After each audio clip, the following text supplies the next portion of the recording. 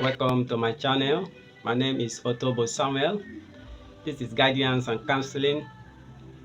In this channel, I provide you with some points, that is causes, effects, and solutions as guidance and counseling, so that your family, your marriage will be a happy one.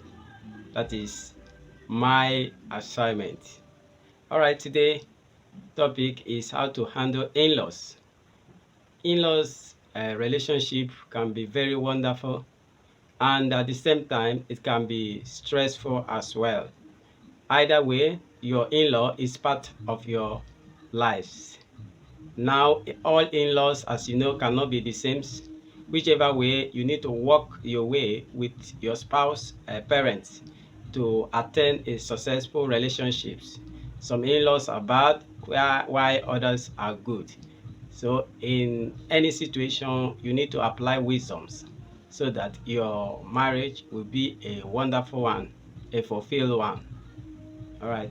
Now, when you have married, there are some certain things you should do with your in-laws. Okay. Number one is put your family first. Your family should come first. When you eventually get married, it means that you have signed up to be a son-in-law or daughter-in-law, as the case may be, and you need to develop a good relationship with your spouse parents. And in doing so, there are some boundary issues, set between the two of you. Today we have seen so many things, how in-laws uh, separate or cause a lot of enemy between the spouse, which is not supposed to be. So your in-laws should not be an enemy, or should not be a source of enemy between you and your spouse. So you should not make an in-law a big problem in your midst. It's all about understanding. So you two of you should work it together to see how you can balance the in-law relationship so that the marriage will be smooth. That is what you should do. It's not about making in-law becoming or causing an enemy between the two of you. No, your marriage, your priority should be your what? Your marriage first. Your marriage is number one. So put it first and then set a boundary, set a ways, devices, okay, device way which you can relate with your what? In-laws to make it a successful one. Number two is to enforce healthy boundary. Boundary means what one will do and what he will not do. Simply put, the do and don't. As a spouse, a boundary is need to what? To be set between you and your in-laws. Okay, like I've said in number one, that you should put your family a priority. Then you should know when the in-law should come in. For instance, now, if the mother-in-law comes always, all the times, to the family, maybe to take a meal or uninvited visit always, and maybe you are not comfortable with that, what you should do is to tell her openly and politely that, Mom, you are welcome every Friday of the week, or every Friday once in a month, just the way you want it. You can, maybe it's coming every day or every 3 days and you are not comfortable with it. Now you make it clear that you are welcome, Mom, every last Friday of the month, or you are welcome every Friday of the week. And if you come any other day, attention will not be given to you much. So by by saying so, you will understand, because he's a matured person. So that is how you should handle it. These are some of the things you will say politely, not like in a harsh way, but like wisdom. Talk it politely, and then he will understand. All right, maybe probably he's sending for an assistance every now and then, and you cannot cope with it. What you should say is the same thing. Say, Mom, we can only assist you once in a month or once in a week, as the case may be. Let it known plain to her that we have other issues that we are attending to right now. So we are very sorry that this is what we can offer you at the end of every week, at the end of every month, as the case may be. Just send a boundary, just set a boundary between you and the what? Your in-laws, so that they will know when to come in, when it's comfortable, or when they are welcome, to your home. That it will be very clear to them. This is one of the things that you should do. You know the area that you are not comfortable. You have to handle it, because if you don't handle it, nobody will come and handle it for you. You are the man and the madam of home, so nobody is expected to come from outside to settle it for you. So you should address that issue yourself and make sure it is polite enough in order not for them to be offended. That is number two, setting a boundaries between you and the in-laws. Number three is that do not confront in-laws. Okay, the rule of the thumb is that each partner should talk to his or her parents. For instance, if there is an issue, the wife should talk to her parents and the husband should talk to her parents. Because if you confront your in-laws, it means that you have set stage on what? On drama. Confronting your mother-in-law, confronting your father-in-law, or even a sister-in-law will worsen the whole things. And at the end of it, you will be ended up being a what?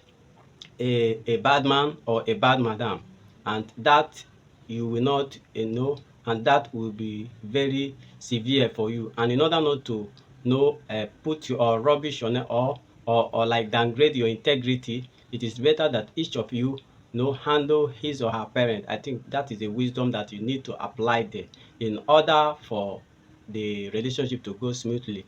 Because if you confront them, they will even understand it in a different ways, and it's going to escalate the whole thing. So let each one of you confront their respective parents. Number four is that you have to keep your cool. Let me explain. There are some times that, like I've said earlier, in-laws relationship can be very interesting. It can be amazing, and at the same time it can be what? Stressful. Depending on the kind of in-law you want to have. So what I mean by keeping you cool is that sometimes you may disagree with them in some certain things, and probably you may like to argue, or they may criticize you for a particular thing you are doing, even though you have your right to act or to confront or to defend yourself.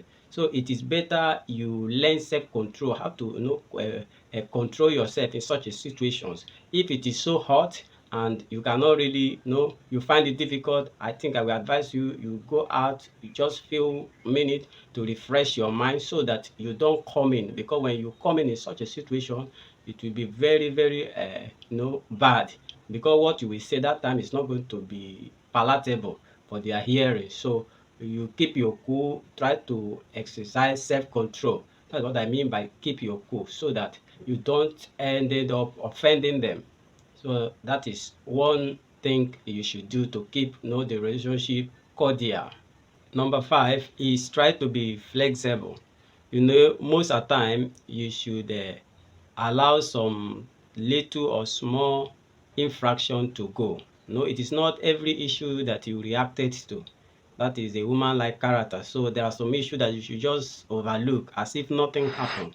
So you have to be, especially when you have a good relationship with your in-laws, you don't allow all these small all these small issues to break down the relationship. So allow them to go. That does not mean that you are foolish. That is a way of maintaining a peace, okay, in the family. And then another, number six, is that you should let go of expectation. Many of you, I know that you have an expectation of what your father-in-law or your mother-in-law should do for you and your children. You are expectant, and sometimes when you expect like that and they have not done it, it will end up disappointment. So instead of you expecting something from them, what they should do for you, I should advise that what you rather think of what you can do for them, how to meet their need. So in thinking like that, even when they come and they have not given you anything, you will not be disappointed. So you meeting their need will strengthen the relationship between between you people. That is the best things to do rather than expecting from them. Many of you, I know you have a high expectation, very high expectation from your parent. So it's not supposed to be they are your seniors. So you should learn to meet their need rather than them meeting your need. That is one thing you should do. Finally, number 7, which is not the least, you should try to build a strong relationship. Look for ways in which you can strengthen this. For instance, you can ask them to teach you something that you don't know, or you teach them something that they don't know. In doing so, you are not bringing the relationship very strong. So look for every means which you can strengthen the relationship. It will be very, very helpful for you to make it, make them feel free and friendly. So that is one of the things that you will do. I'm very sure that this video is helpful to you. Subscribe if you have not yet subscribed, share, and share, subscribe, and click the word notification so that when next I release, you will be notified. Now share to your friends and everyone. Your joy is my happiness.